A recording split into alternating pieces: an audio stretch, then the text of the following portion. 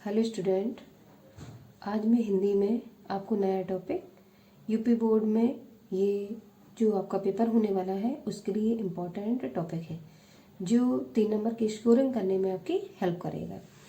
इसमें आपका एक टॉपिक जो हिंदी की बुक आपकी है तुमुल खंड का, उसको लिखने वाले जो राइटर हैं वो हैं श्याम नारायण पांडे। ठीक है, तुमुल खंड का ये कितने डिस्ट्रिक्ट में लगा हुआ है? वाराणसी, इटावा, बिजनौर, जालौन, अल्मोड़ा, बदायूं। इतने जिले के विद्यार्थियों को तुमुल खंड का प्रश्न बोर्ड में सॉल्व करना है जो कि आपकी 3 नंबर की स्कोरिंग करेगा यूपी बोर्ड में। ठीक है, इम्पोर्टेंट टॉपिक है और यहाँ से एक प्रश्न हर साल 3 नंबर का पूछा ही जाता है क्योंकि ये प्रश्न मैंडेटरी होता है और आपको इसकी आंसर राइटिंग करनी ही होती है। अब अपने डिस्ट्रिक्ट के अनुसार जो बच्चे जिस डिस्ट्रिक्ट से बिलोंग करते हैं उनको अपने अपने खंड का ठीक है क्वेश्चन देखना होता है। तो जो वाराणसी के, इटावा के, बिजनौर के, जालौन के, अल्मोड़ा के, बदायूं जिले के विद्यार्थी हैं उनको तुमुल खंड का जो आपका टॉपिक लगा हुआ है उसको आपको फॉलो करना है। ठीक है, मैं स्पेशली जालौन के विद्यार्थियों के बच्चों के लिए ठीक है बता रही हूँ, बाकी ये डिस्ट्रिक्ट और लगी हूँ वो विद्यार्थी भी इस प्रश्न को नोट डाउन करेंगे।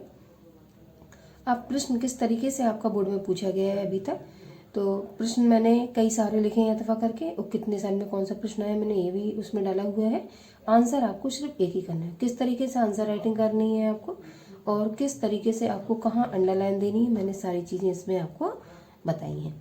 अब प्रश्न देखिए आप लोग, तुमुल खंड काव्य के आधार पर उसके प्रधान पात्र का चित्रांकन कीजिए। यूपी बोर्ड 16 में आपका पूछा गया था। फिर सेंटर में अल्फा है। फिर इसका सेकंड प्रश्न देखिए, तुमुल खंड काव्य के आधार पर उसके नायक का चित्रांकन कीजिए। तो जब आपने तुमुल खंड काव्य की ये आपने टॉपिक पढ़ा होगा तो उसमें आपने सभी नायकों को देखा होगा। अब इसमें जो नायक आपके हैं वो लक्ष्मण है। ठीक है, तो लक्ष्मण के ऊपर हमें ठीक है कुछ लिखना है। ये प्रश्न आपका यूपी बोर्ड 16 में पूछा गया था। अब सेंटर में अथवा करके फिर एक प्रश्न आपका लिखा हुआ है जिसमें प्रश्न में आपका लिखा है तुमुल खंड काव्य के आधार पर प्रमुख पात्र की विशेषताएं लिखिए। प्रमुख पात्र की विशेषताएं ये भी यूपी बोर्ड 16 में पूछा गया था।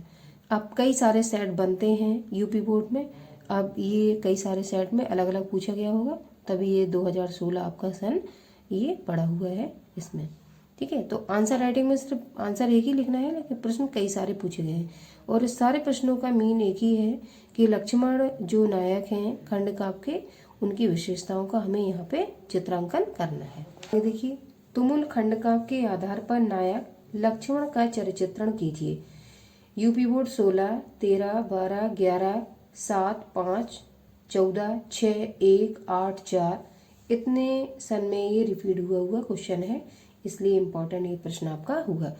अब जितने भी प्रश्न मैंने बताए हैं सारे प्रश्नों का आंसर एक ही है क्योंकि उनका अर्थ निकल रहा है कि जो तुमुल खंड काव्य के नायक हैं मतलब लक्ष्मण, उनके चरित्रण के बारे में हमें बताना है।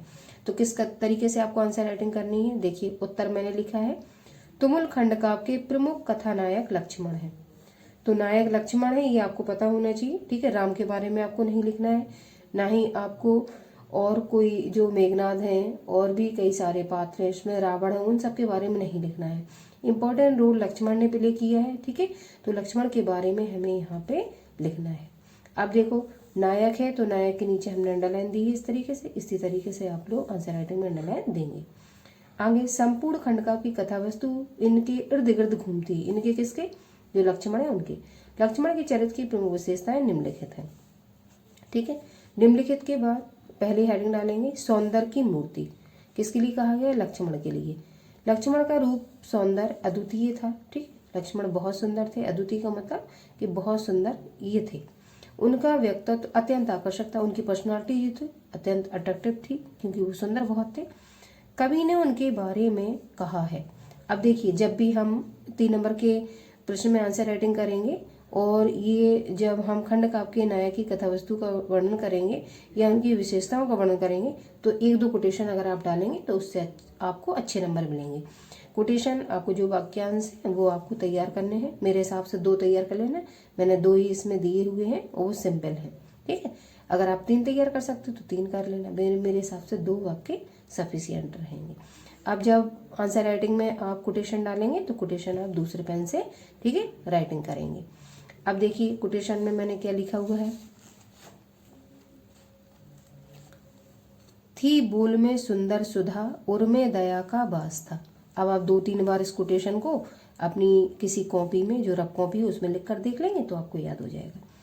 था तेज में सूरज हंसी में चांद का उपहास था, ठीक है, ये आपके लक्ष्मण के ऊपर कही हुई बात है, जिसमें आपको लिखना है थी बोल में सुंदर सुधा। तो देखो एक चरण ये हो गया यहाँ तक, तो देखो अल्पविराम लगा दिया। फिर दूसरा चरण उर में दया का वास था, ये दूसरा चरण हो गया। फिर तीसरा था तेज में सूरज, फिर देखो अल्पविराम लगा दिया, ये तीसरा चरण हो गया। हंसी में चांद का उपहास था।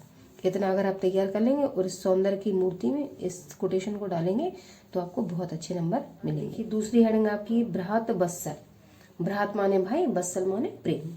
लक्ष्मण राम से अनन्य प्रेम करते थे, अनन्य माने बहुत, वे राम का यश चाहते थे, ठीक है। तो भ्रात बत्सल में दोनों भाइयों में आपस में बहुत प्रेम था, ठीक है, उसी के बारे में ये लाइन लिखी हुई है। अब एक दूसरा कोटेशन था व्यग्र सुनने के लिए निज बंधु जय संवाद को। देखो ये सिंपल सा है, आप 2 बार लिखकर उसको याद करेंगे आपको इजीली याद हो जाएगा।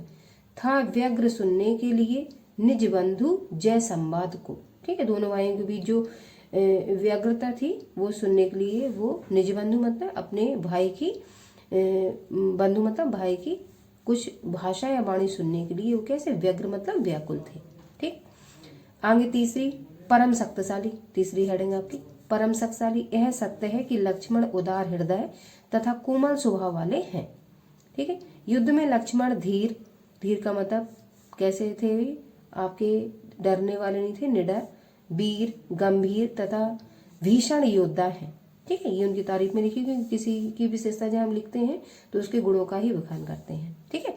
तो युद्ध में कैसे थे लक्ष्मण, धीर थे, वीर थे, गंभीर थे और भीषण योद्धा थे, मतलब युद्ध में कुशल थे। अगली हेडिंग राम के प्रति समर्पित। लक्ष्मण श्री राम के प्रति समर्पित है, राम उन्हें अपना अनन्य बाल भक्त स्वीकार करते हैं।